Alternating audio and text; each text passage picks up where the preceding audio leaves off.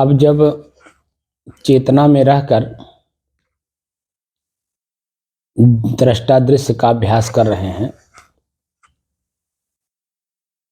तो जब सभी दृश्य जब ओझल हो जाते हैं, तब कैसा आनंद आता है या कैसा आपको अनुभव होता है? शांति का अनुभव होता है। एकदम शांति का अनुभव होता है।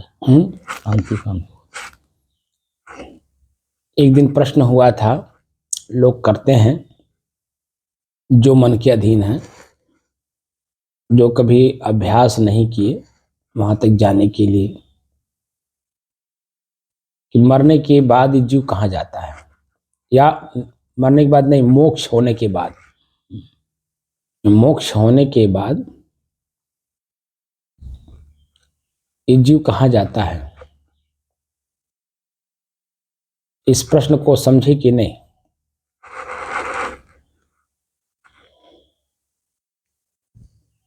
तो मोक्ष होने में जीव कहीं जाता थोड़ा सा आपका होता।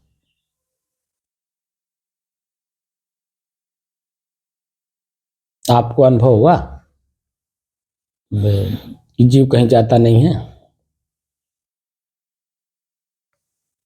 अनुभव साहब है कि जीव तो अलग है, मतलब अजर अमर है, वो कहीं जाता थोड़ा, कहीं न पैदा होता है न मरता है। मोक्ष तो शरीर की होती है, शरीर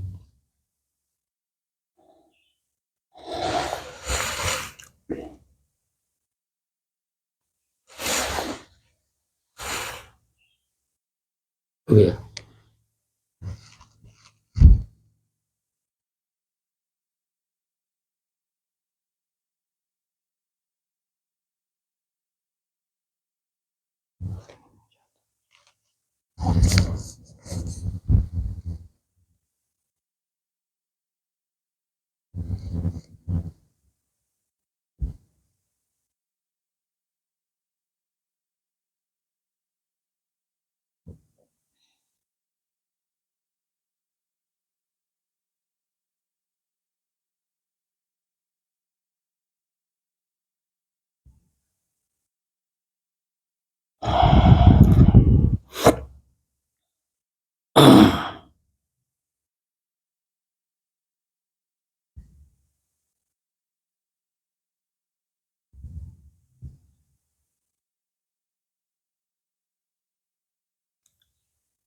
स्वयं को जानने की दृष्टि से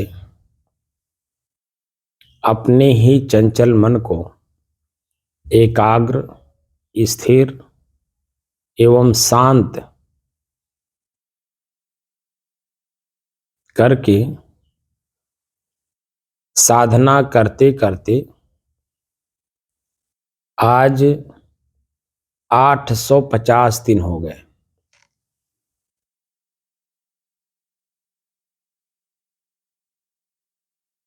तारीख 6 मार्च सन 2024, दिन बुधवार, प्रातः काल का समय।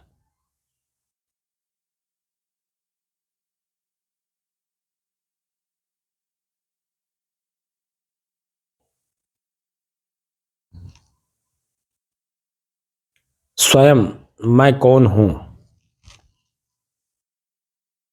अध्यात्म का मतलब ही होता है स्वयं मैं कौन हूं, ये प्रश्न है जी। हम लोग अध्यात्म की ओर बढ़कर स्वयं मैं कौन हूं की खोज कर रहे हैं। जी। तो सबसे पहले हम लोगों ने अभ्यास जो किया, अपने ही चंचल मन को एकाग्र, स्थिर और शांत करने की दृष्टि से, स्वयं में अनुभव हो जी। कि मन हमारा शांत है। मन जब एकाग्र हो गया, स्थिर हो गया और पूर्ण रूप से शांति का अनुभव जब कर लिया,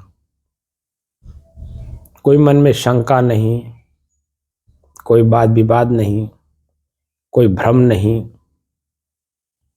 जो अंदर में दो वृत्तियां आपस में वार्तालाप करती हैं वो भी खत्म हो गई, और पूर्ण रूप से शांति का अनुभव हो गया। अब जो स्थिति बनती है पूर्ण शांति का, मन वहां रहता नहीं, चेतना रहती है। मन का मतलब कोई ख्याल, स्मृति, ना भूत का, ना भविष्य का, ना वर्तमान का, तीनों की स्मृति नहीं रह जाती है। वो जो अवस्था बचती है वही स्वयं मैं हूं। और इसी को हमें और स्थिर करने की जरूरत है। जितना ही इसको अभ्यास से बाह्य वृत्तियों को आंख से देखना कम करेंगे, पैर से चलना कम करेंगे, कान से सुनना कम करेंगे, जीभ से स्वाद लेना बंद करेंगे, और लिंग का जो भोग है विषय वासना का, मुख्य रूप से तो यही सबका कमांडर है। इसको बिना धूल धूसरित किए कहीं मोक्ष हो जाए तो नहीं होगा।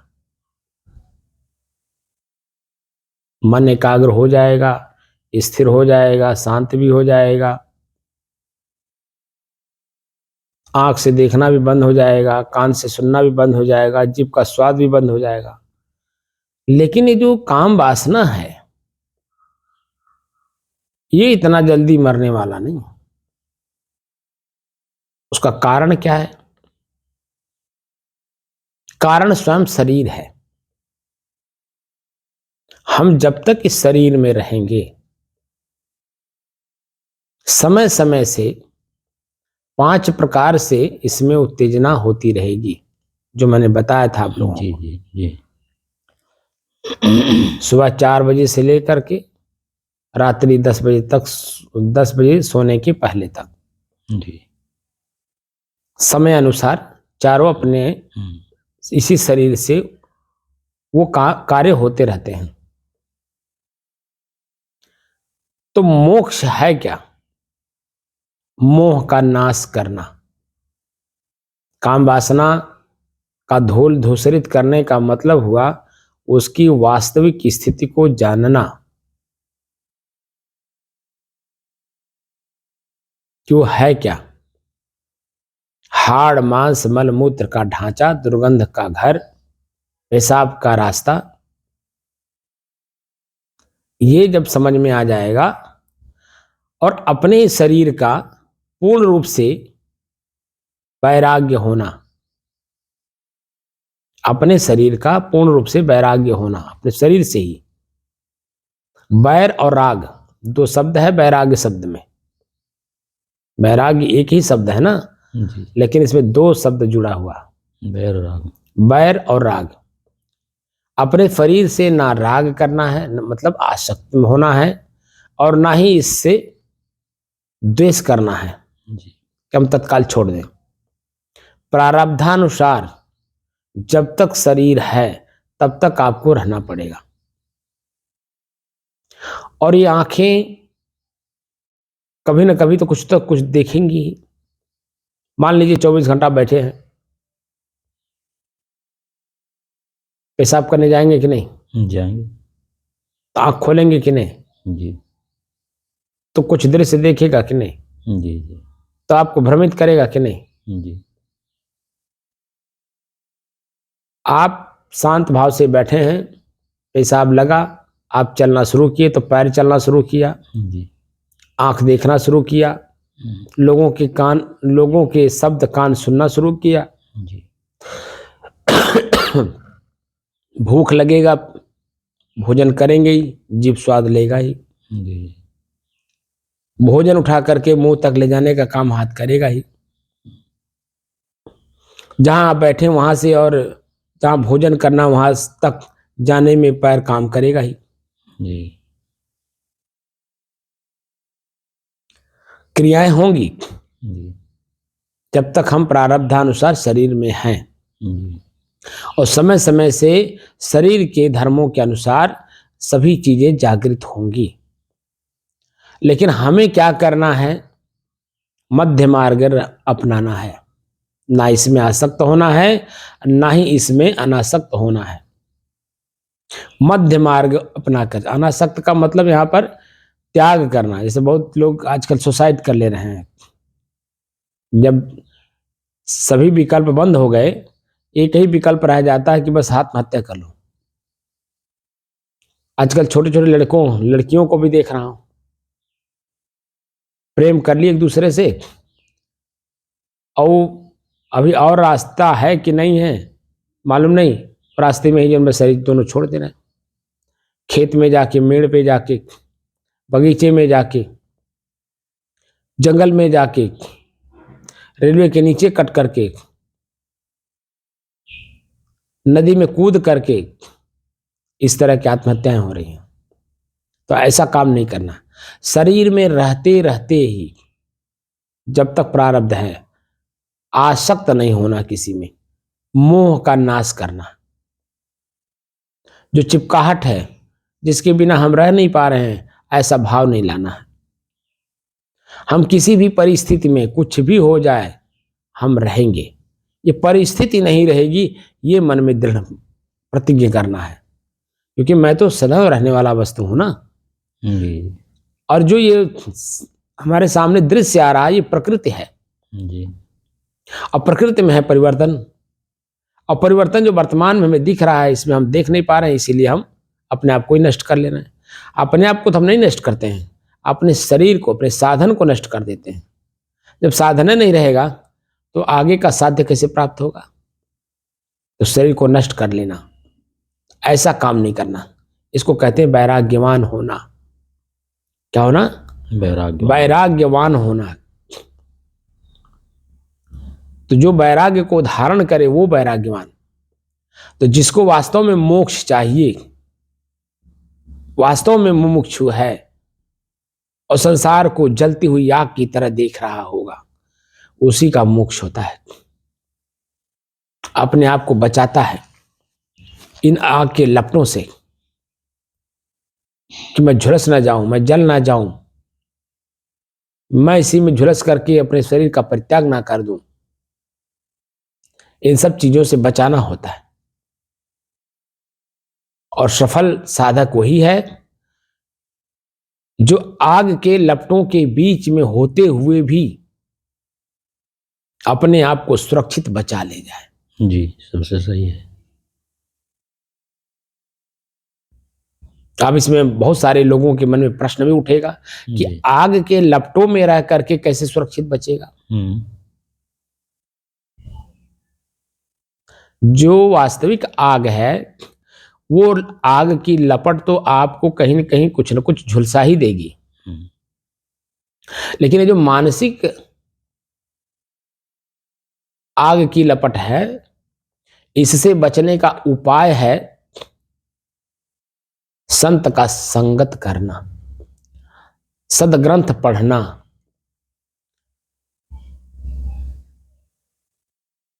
अच्छे सज्जनों की बातों का अमल करना। जैसे आग की लपटों से वही बच पाता है जो पहले से सतर्क रहता है, जिसको विशेषज्ञ कहते हैं। जी जी। आम आदमी नहीं, जो आग लगा तो तुरंत घुस गया उसमें, तो झुलसी जाएगा।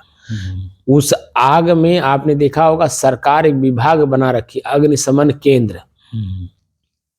वह लोग देखिए अपने आप को पहले सुरक्षित करते उसी आग के लपटों में के बीच में ही रह करके, और साथ साथ आग को भी बुझा करके लोगों के अन्य सामान को जलने से बचा देते हैं, इसलिए कि वो पहले से ही ट्रेंड रहते हैं। ऐसे ही जो साधक जो होगा, वो मुमुक्षु होगा, वह पहले से अपनी तैयारी किए रहेगा, तब अपने आप को बचा पाएगा। जी बिल्कुल सही। जो संत के सानिध्य में ट्रेनिंग लिया होगा, साधना का अभ्यास किया होगा, वह जा करके इस चीज को प्राप्त कर पाएगा। और आग के लपटों में रह करके भी वो अब आग के लपटों से अलग रहेगा, कि वो संसाधन अपने शरीर पे लगा रखा है, अपने को सुरक्षित पहले कर लिया, तब आग के लपटों में गया। बात समझ रहे हैं? इसी तरह से हमें अपने स्व की पहचान जब हो गई कि मैं यही हूं, अब दृश्य कुछ भी नहीं रह जाएगा। दृष्टा दृश्य का अभ्यास करते करते जब दृश्य ओझल हो गया तो शेष मैं ही तो बचा जी। और इस स्थिति तक लोग जाते नहीं हैं, झूठा प्रश्न करते हैं कि जीव का मोक्ष हो जाएगा तो कहां जाएगा, क्योंकि मन में कल्पना किया हुआ, जैसे इस शरीर को हम लोग एक घर छोड़ते हैं तो दूसरे घर में जाकर के ही रुकते हैं, जी। चाहे वो झोपड़ी ही हो, चाहे मकान हो, चाहे महल हो। उसी तरह से इसको भी जानता है कि जब शरीर छोड़ेंगे, मोक्ष होगा तो स्वर्ग में जाएंगे। स्वर्ग का मतलब समझ लो, तो स्वर्ग में हो ही तुम। स्व अर्क इति स्वर्ग। अर्क मीन्स होता है सार तत्व। स्व का सार तत्व क्या है? वासना मुक्त जीवन, प्रसन्नता का अनुभव, आनंद की अनुभूति। जहां दृश्य होगा ही नहीं, वहां स्वतः जो मैं हूं वही स्वर्ग है। और अगर हम नीचे उतर करके बताएं तो गीता के 8वें अध्याय के 54वें श्लोक में स्वर्ग का परिभाषा लिखा हुआ, ब्रह्मभूत है प्रसन्न आत्मा। आपकी आत्मा प्रसन्न मुद्रा में रहे, यही स्वर्ग है।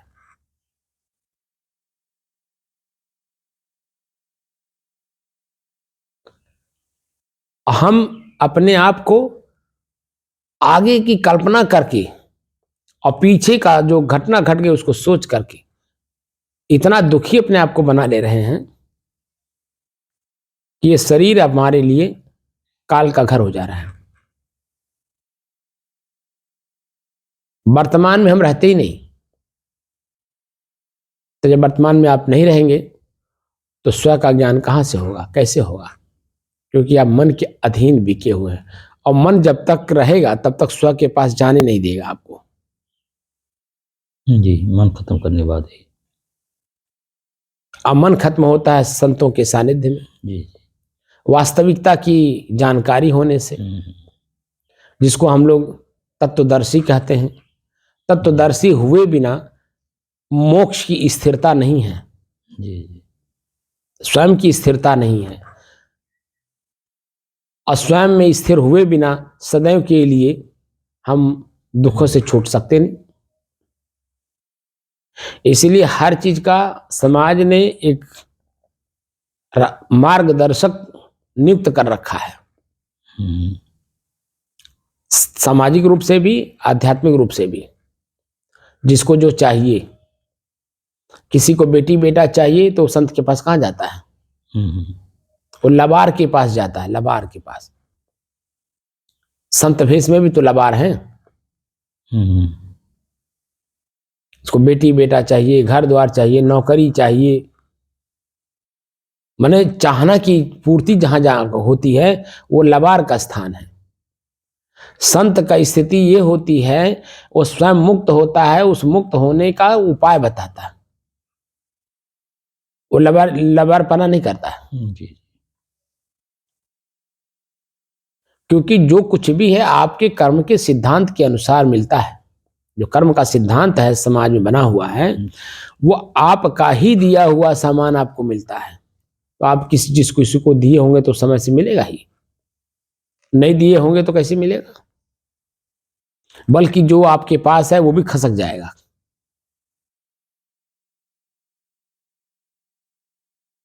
आप समझ रहे हैं कि नहीं? जी जी, समझ रहे हैं। जो आपके पास है वो अभी खसक जाएगा, चला जाएगा, और आप जहां थे उससे भी नीचे चले गए।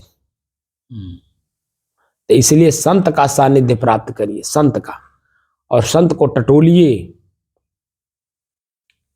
स्वयं परख की दृष्टि रखिए कि वासना मुक्त कौन है। वासना मुक्त का मतलब होता है इच्छा मुक्त। किसी भी प्रकार का इच्छा जिसके जीवन में ना हो। बात समझ रहे? जी। किसी भी प्रकार का मतलब किसी भी प्रकार का जो मुक्त होगा उनके सानिध्य करने से। और खाली मौखिक नहीं, महीना दिन वहां रहिए, खुद अनुभव करिए कि जो ये शब्द बोल रहे हैं क्या उस शब्द पर ये स्थिर हैं।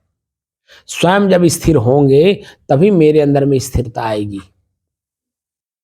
जैसे शुरुआत जब मैंने किया था इस साधना का तो मैंने डमरू बजाया था जी। मैंने प्रचार प्रसार किया था, उद्घाटन भी कराया, लोगों को बुलाया भी, लोग आए भी। वो समझ रहे थे कोई सामान होगा दे देंगे हमारा मोक्ष हो जाएगा, कोई सामान होगा वो दे देंगे तो हमारा मोक्ष हो जाएगा, हमारी साधना परिपक्व हो जाएगी। अब ये नहीं जान रहे थे कि मुझे ही करना है, अब मुझे ही करके मुझे ही अपने दुखों से मुक्त होना है। और कैसे होना है उसकी कला यहां सिखाई जाएगी। वो धीरे धीरे 1-2 महीने तक जो है, हाँ 6 महीने तक, साल भर तक कुछ भीड़ रही तो 4-10 लोगों की रही, लेकिन उनकी इच्छाएं जो थी वो यहां पूरी नहीं हो पाई, इसीलिए वो चले गए। लेकिन मैं तो कहीं नहीं गया ना। जी। बोलिए। जी। 850 दिन आज हो गए जी। और 850 दिन में आज का जो वीडियो बन रहा है ये 748वां वीडियो है जी। और 747 वीडियो इसके पहले अपलोड हो चुके हैं यूट्यूब पे। तो मेरे में स्थिरता है, तभी वह स्थिरता आपको भी काम आ रही है। मेरे अंदर में स्वयं में स्थिरता ना होती इसके प्रति तो आपके अंदर में कहां आती? जी। बोलिए। जी। सही। जिज्ञासु, मुमुक्षु, पिपासु तो कोई एक होता है ना, जी। और उस एक में आपका नाम लिखा गया। जी। तो वह नाम इसलिए लिखा गया कि मैं स्वयं स्थिर हूं, स्वयं मैं उसका राही हूं, स्वयं मैं उसी में चल रहा हूं। समाज में, परिवार में, देश में, शरीर में होते हुए भी मैं नहीं रहता हूं, इसका अभ्यास भी मैं कर चुका हूं। जी। सबके साथ रसिए बसिए, सबका लीजिए नाव, हाजी हाजी करते रहिए, रहिए अपनी ठाव। इसको मैंने बिल्कुल पूर्ण रूप से सिद्ध कर रखा है।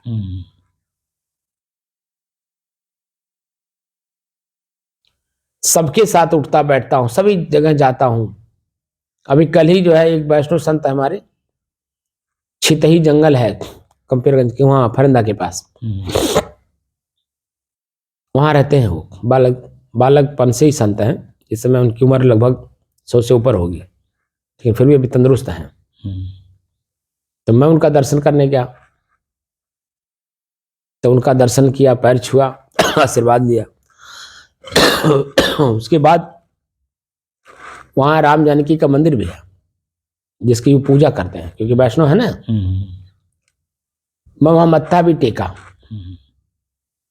तो मेरे साथ जो गए हुए थे तो मास्टर थे, वो कहे कि आप कबीरपंथी हैं। बाद में उन्होंने कहा कि आप कबीरपंथी हैं तो वहां मत्था क्यों टेका आपने? मैं कहा मैं उनको नहीं टेका हूं, महात्मा की भावनाओं को मैंने मत्था टेका है, मैं उनको मत्था नहीं टेका हूं। जो महात्मा जी हमारे हैं उनकी भावना को जो है उनको प्रसन्न करने की दृष्टि से, उनकी भावनाओं को आदर देने के लिए मैंने वहां मत्था टेका है। क्यों? क्योंकि सब में रसना है, सब में बसना, सबके साथ उठना बैठना है, तो उनकी वाली कर देंगे, वो प्रसन्न रहेंगे। तो हमारे जो हमको जो करना है उसमें वो बाधक नहीं बनेंगे। लेकिन हम वहां उनका काम नहीं करेंगे तो मेरे काम में बाधक बनेंगे। जी। और जो कि वो चरित्रवान है, वो बहुत चरित्रवान है,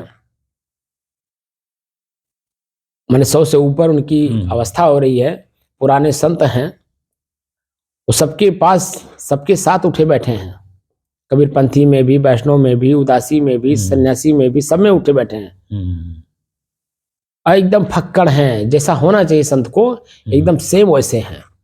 इसलिए मैंने उनसे खुद मिलने गया। संत की जो परिभाषा होती है ना, अब उनके पास मैंने वहां जो देखा, कोई जिज्ञासु नहीं है। हाँ, बाहर का धन लेने के लिए उनके पास लोग आते हैं। वो उदार है एकदम, उदार हृदय चरिता नाम जो शब्द आया है, एकदम सेम वो पालन करते हैं। कोई भी आ गया, जो भी रहा है उठा के दे देते हैं। उनके पास कुछ नहीं रहता है। जो भी मान लीजिए किसी की शादी है, बच्चा है, लड़की का है, लड़के का है, कि मर गया, कुछ हो गया, आया पैसा लिया, ले दे दे, तुरंत जो भी रहेगा उठा के दे देंगे। कोई सामान मांगेगा दे देंगे। मतलब संत को जैसे वृत्ति में रहनी चाहिए, एकदम सेम टू सेम। हमारे दृष्टि में इस एरिया में कोई नहीं है, वैसे संत नहीं दिखते हैं, वो भी वैष्णव में। तो मेरे अंदर में जिज्ञासा ऐसे लोगों के प्रति होती है, क्योंकि हम लोग खुद उस चीज को अनुभव करते हैं। और उनको मैं आज से नहीं, जब से मैं साधु बना हूं तब से उनको मैं देख रहा हूं, और वैसे ही स्थिर हैं जैसे पहले मैंने 32 साल में पहले देखा था तब से। तो वो जिज्ञासु है ना, मुमुक्षु हैं, पिपासु हैं, और वास्तव में अपनी जीवन वैसे जी रहे हैं जैसे कमल पानी में रहता है, एकदम वैसे जी रहे हैं। किसी भी प्रकार का कोई आसक्ति नहीं है। ऐसे जिज्ञासु, ऐसे मुमुक्षु, ऐसे पिपासु बहुत कम मिलते हैं। और ऐसे का अगर सानिध्य मिल जाए फिर तक जिज्ञासुओं का कल्याण हो जाए। क्योंकि वो हर एक शब्द का भ्रम दूर करते हैं, हर एक शब्द का भ्रम दूर करते हैं, क्योंकि भ्रम शब्द ही में है और शब्द का विश्लेषण हम जानते नहीं, इसीलिए शब्द के पीछे पीछे दौड़ते रहते।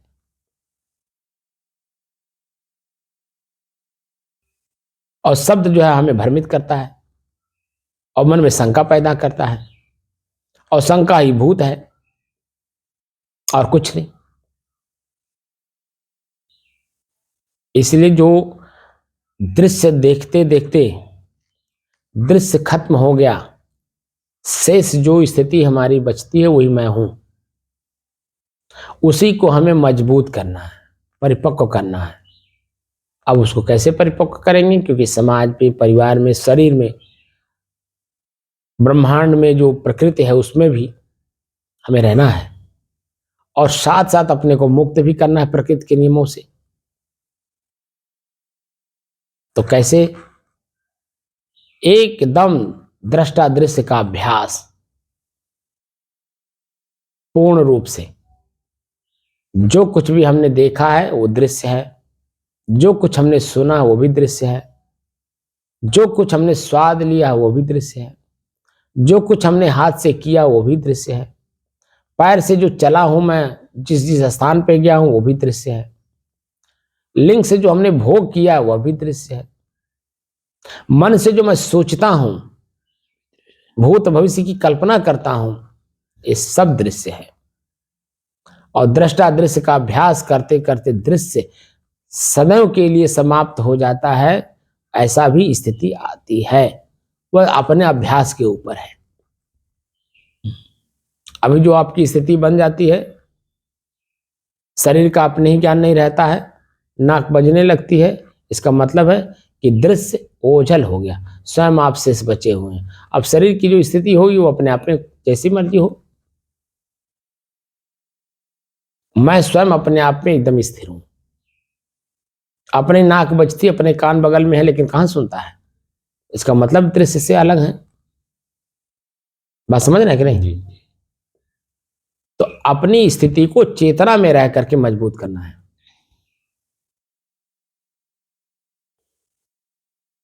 और स्वयं को, यानी मैं स्वयं कौन हूं, उसी को मजबूत करना है। बाकी सब दृश्य है, मैं दृष्टा और बाकी सब दृश्य। और दृश्य प्रकृति का है, मेरा नहीं। और इसी दृश्य में मैं उलझा हुआ हूं, और इसी दृश्य से मुझे अपने आप को सुलझाना है, सुलझा करके अलग करना है। शेष जो मैं बचूंगा वही मैं हूं, दृश्य रहेगा नहीं, स्व में एकदम अपनी स्थिति बनी रहेगी। बात समझ रहे हैं? जी जी।